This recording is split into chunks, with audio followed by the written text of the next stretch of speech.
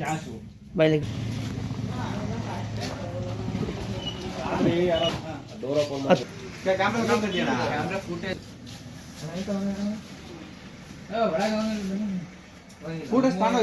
ಒಂದೂವರೆ CPUC items, brass items, gum, CPUC, ಜಾಗೋರು, ಕನ್ಸಿಲ್ ವಾಲ್ಗಳು,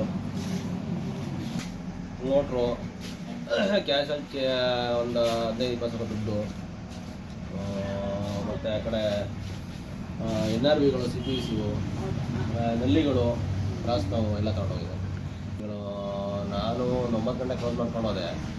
ರಾತ್ರಿ ಒಂದು 12ರಿಂದ 2 ಗಂಟೆ ಒಳಗೆ ಆಗಿರ್ಬೋದು, 2ರಿಂದ 3 ಗಂಟೆ ಒಳಗೆ. CC ಕ್ಯಾಮ್ರಾ ಇದೆ. CC ಕ್ಯಾಮ್ರಾದ ಅದು ಸ್ಟೋರೇಜ್ ಇದಿರುತ್ತಲ್ಲ, ಅದನ್ನೇ ಕಟ್ ಮಾಡ್ಕೊಂಡು ಹೋಗಿದ್ದಾರೆ. ಇಲ್ಲಿತ್ತು, ಅದನ್ನೇ ಕಟ್ ಮಾಡಿದ್ದಾರೆ ವೈರ್.